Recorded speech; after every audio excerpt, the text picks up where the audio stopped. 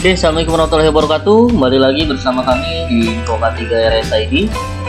Pada kesempatan kali ini kita akan bahas poin MFK selanjutnya, yaitu MFK 1 poin C, yaitu pimpinan rumah sakit memenuhi perencanaan anggaran dan sumber daya serta memastikan rumah sakit memenuhi persyaratan perundang-undangan. Oke, dalam poin ini sebenarnya teman-teman tinggal memberikan dokumen RKA aja teman-teman, yaitu rencana kerja dan anggaran. Biasanya rumah sakit tuh atau bagian keuangan punya RKA rumah sakit secara keseluruhan. Nah, itu silakan berikan saja RKA itu yang pertama. Lalu yang kedua itu juga berikan perencanaan sumber daya. Sumber daya ini bisa SDM, oke, sumber daya manusia itu juga masuk di dalamnya. Pastikan perencanaan sumber daya masuk dalam perencanaan anggaran secara keseluruhan. Dan yang terakhir, ini yang paling sulit teman-teman, yaitu memastikan rumah sakit memenuhi persyaratan perundang-undangan yang berlaku.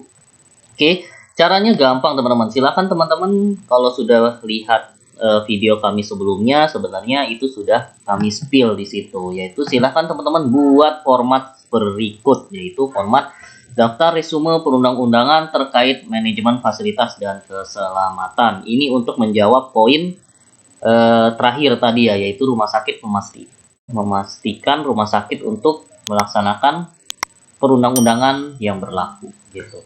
Jadi poinnya adalah ada 1, 2, 3, 4, 5, 6, 7, ada 7 kolom di mana di dalamnya memiliki indikator masing-masing. Jadi kalau nama standar bagusnya itu MFK 1 sampai MFK 11 ya kalau nggak salah ya.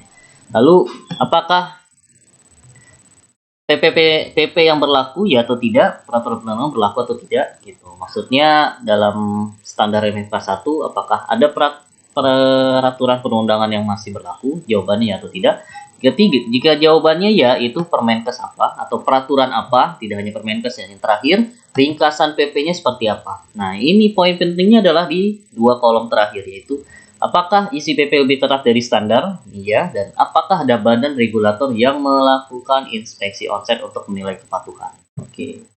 Jadi untuk penilaian kepatuhan itu bisa teman-teman lakukan secara internal ataupun eksternal. Biasanya surveyor akan lebih percaya jika ada badan regulator atau lembaga eksternal yang melakukan inspeksi ke rumah sakit gitu, untuk khusus untuk melihat kepatuhan rumah sakit dalam mematuhi standar. Contohnya apa itu di dalam MFK kebakaran tuh MFK berapa ya? MFK 6 ya. Dalam MFK 6 biasanya rumah sakit itu melakukan perpanjangan izin instalasi proteksi kebakaran teman-teman. Oke.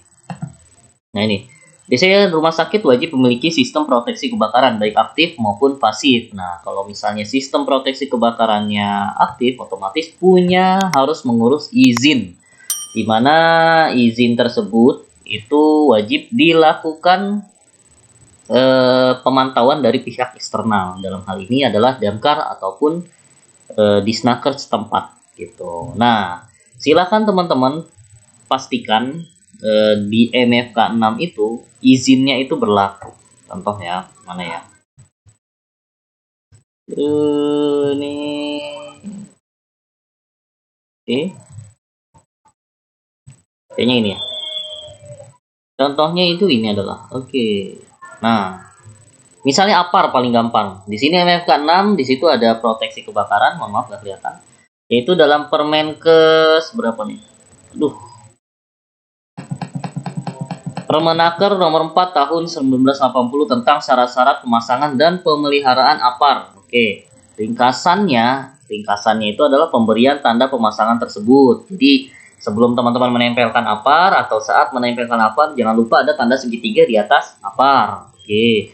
Lalu pemasangan penempatan sesuai dengan jenis dan penggolongan kebakaran. Otomatis pemilihan APAR itu disesuaikan dengan kondisi wilayahnya. Misalnya di kondisi yang beresiko listrik, APAR-nya ya jangan APAR yang air. Oke. Kalau misalnya kondisinya banyak kertas seperti ruang rekam medis zaman dulu, otomatis APAR-nya direkomendasikan adalah APAR powder. Nah, ini maksudnya adalah ini teman-teman gitu.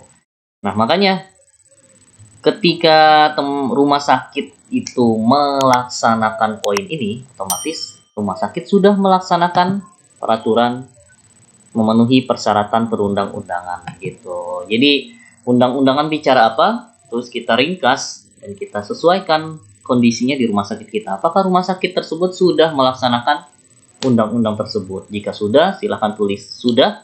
Dan pastikan, nah untuk beberapa poin yang wajib dikunjungi itu ada catatannya. Jadi ketika damkar datang silakan berikan laporannya atau buat notulennya, di mana dalam notulen tersebut atau laporan tersebut pastikan ada unsur pengawasan.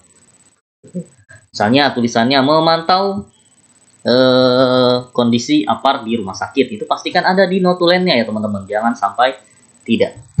Dan setiap kunjungan-kunjungan dari luar tersebut, pastikan teman-teman punya dokumentasinya gitu. Dokumentasi tidak hanya foto atau video, melainkan ummannya. Kalau bisa ya ada undangannya, materinya apa, absensinya.